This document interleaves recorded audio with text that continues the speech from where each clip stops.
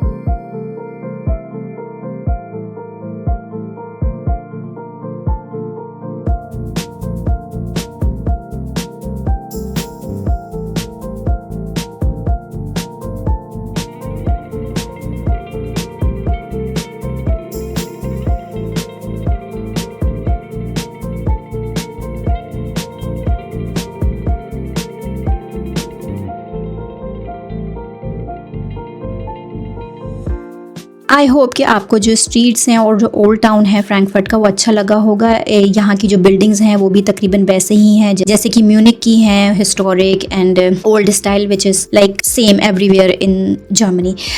किसी भी city centre की जो मेन अट्रैक्शन होती है वो होता है वहाँ का चर्च। ऑब्वियसली फ्रैंकफर्ट का भी जो चर्च है वो यहाँ की ओल्ड सिटी का मेन अट्रैक्शन है एज़ कम्पेयर टू म्यूनिक। दोनों ही चर्चेज़ जो हैं वो तकरीबन सेम कैपेसिटी के हैं और रेड स्टोन से बने हुए हैं, सेम ही वाइब आती है। अंदर से मैंने ज़्यादा पिक्चर्स और वीडियोस कैप्चर नहीं की क्योंकि काफ़ी लोग जो है वो प्रेयर कर रहे होते हैं और मुझे लगता है कि उनका ये पीसफुल रिस्पेक्टेबल टाइम है जो कि मुझे स्क्रीन पे कैप्चर करना अच्छा नहीं लगा। ये दोनों ही चर्चेज़ जो हैं वर्ल्ड वॉर 2 में जो है वो डिस्ट्रॉय हो गए थे काफ़ी हद तक, और इसकी पूरी जो डिटेल्स हैं वो उन्होंने चर्च के बाहर ही जो है वो डिस्प्ले की हुई हैं। दोनों ही चर्चेज़ को आफ्टर वर्ल्ड वॉर 2 रिस्टोर किया गया, उनको दोबारा से उसी हालत में बनाया गया जैसे कि वो बिफ़ोर डिस्ट्रक्शन थे, और दोनों ही जो हैं वो बहुत अच्छी हालत में अब प्रिजर्व्ड हैं। चर्च की अगर बात की जाए, म्यूनिक से कंपेयर किया जाए, तो मैंने आपको स्क्रीन पे भी दिखाया है, दोनों churches they are quite similar. और 2 मिनट्स की वॉक पे ही हम जो है वो आ गए हैं the river side of Frankfurt.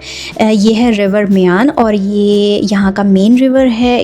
Frankfurt के नाम में भी इसका जिक्र है, या कह लीजिए कि इसके नाम को भी इस ही के नाम पे जो फ्रैंकफर्ट सिटी का नाम रखा गया है।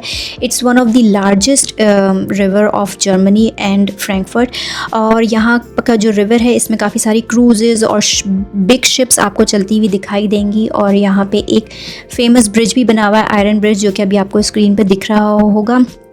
अगर कि मैं इसको म्यूनिक के रिवर से कंपेयर करूं तो म्यूनिक में जो है वो रिवर इज़ार है, लेकिन वहाँ की जो वाइब्स हैं और यहाँ की वाइब्स आर कम्प्लीटली डिफरेंट। वहाँ पे जो लोग हैं अक्सर इज़ार पे समर्स के ऊपर पिकनिक मनाने जाते हैं, स्विमिंग करते हैं, मगर यहाँ पे ऐसा स्विमिंग का कोई हिसाब किताब नहीं है, क्योंकि यहाँ पे जो है वो काफ़ी बड़ी शिप्स चलती हैं। और इसी ब्रिज से आपको फ्रैंकफर्ट का जो मेन अट्रैक्शन है, द मैनहट्टन स्काईलाइन, वो दिखती है। So first experience that Manhattan skyline from this bridge and then we will talk letter.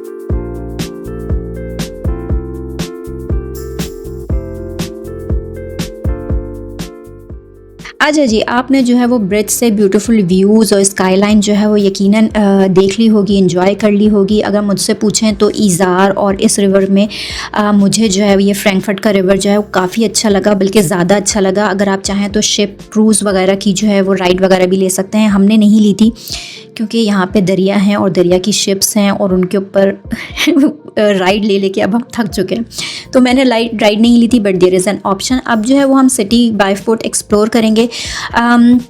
Skyline जो आपने ब्रिज से देखी, वो अगर आप रात में देखें तो वो ज़्यादा ब्यूटीफुल लगती है, क्योंकि वो ग्लास बिल्डिंग्स हैं, दे आर वेरी टॉल, और जब उनमें लाइट्स वगैरह रात में दिखती हैं तो बहुत ही खूबसूरत लगती हैं एज़ कम्पेयर टू दिन में। अगर कि आपने जर्मनी और या फिर यूरोप से बाहर ट्रैवल नहीं किया है तो शायद ये स्काईलाइन आपको बहुत ही अच्छी लगे, लेकिन मुझे इतनी अट्रैक्ट नहीं की, क्योंकि हमने जो है वो 3 साल यूएई में भी गुजारे हैं। तो अगर मैं इस स्काईलाइन को जो है वो दुबई की टॉल और हाई राइज बिल्डिंग से कंपेयर करूँ तो they are not very much attractive, but still जिन्होंने नहीं देखी उनको बहुत अच्छी लगेंगी। और यहीं चलते चलते जो है वो हमें अपना नेशनल बैंक ऑफ पाकिस्तान भी दिख गया जिसका जो टी था वो टूटा हुआ था। बट आई डोंट नो, हम अपने मुल्क में हो या अपने मुल्क से किसी और मुल्क में भी हों, तो हमारी जो बिल्डिंग्स हैं वो ऐसी टूटी फूटी क्यों होती हैं, मुझे नहीं समझ में आता। लेकिन ओवरऑल अगर आप सिटी को देखें तो यहाँ पे it's a mix of tall high rise modern architecture plus old जो यहाँ का हिस्टोरिक आर्किटेक्चर है वो भी आपको मिलता है। तो ये जो दोनों का कॉम्बिनेशन है वो इस सिटी को बड़ा यूनिक बनाता है और बड़े मज़े का बनाता है। मैं जो हूँ, अगर मैं अपनी बात करूँ तो मुझे सिटी लाइफ जो है वो बहुत अट्रैक्ट करती है। I am not a country girl. अगर आप किसी वीक के लिए, हॉलीडेज़ के लिए किसी कंट्री साइड पे जा रहे हैं तो वो अच्छा लगता है, मगर रेगुलर बेसिस पे I like this kind of architecture और this kind of a vibe जहाँ पे आपको लगे कि you are in a metropolitan city. Munich जो है वो it's one of the biggest cities of Germany, मगर वहाँ से ये वाली वाइब नहीं आती है कि वैसे तो घर की मुर्गी दाल बराबर, आप जहाँ रह रहे होते हैं आपको वो चीज़ छोड़ के हर चीज़ अच्छी लग रही होती है। तो जो लोग फ्रैंकफर्ट में होंगे, and there is a huge community of Pakistanis here in Frankfurt, तो उनको भी शायद म्यूनिक या कोई और सिटी ज़्यादा अच्छा लगता हो। लेकिन पर्सनली जो वाइब्स मुझे फ्रैंकफर्ट में दिखी और महसूस हुई वो मुझे म्यूनिक में नहीं दिखती हैं। और मुझे फ्रैंकफर्ट वाली जो ये सिटी वाइब्स हैं, tall buildings and modern architecture, ये बहुत अट्रैक्ट किया।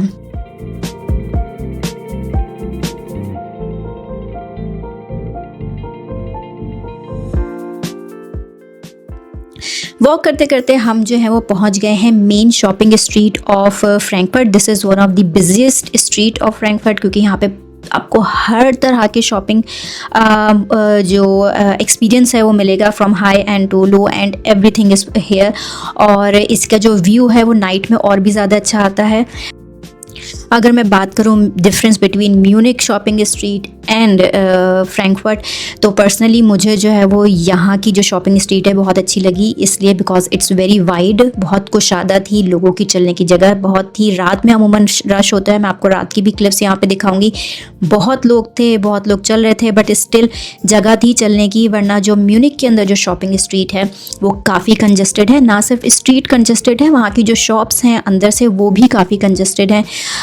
तो उस लिहाज से मुझे यहाँ की जो शॉपिंग स्ट्रीट और यहाँ के जो स्टोर्स थे वो बहुत अच्छे लगे। और तकरीबन सारे ही स्टोर्स, मतलब एवरीथिंग, जहाँ जहाँ से हम लोग जाते हैं, चाहे वो हाई एंडो लो एंडो, हर स्टोर यहाँ पे मौजूद था। और बहुत मॉडर्न वाइब थी। अगेन म्यूनिक की जो शॉपिंग स्ट्रीट है वहाँ से आपको जो है वो टिपिकल यूरोपियन वाइब्स आती हैं because of the buildings and architecture, मगर यहाँ की जो शॉपिंग स्ट्रीट की वाइब थी वो थोड़ी डिफरेंट थी बिकॉज मॉडर्न शॉप्स बनी हुई थी, लोग थे।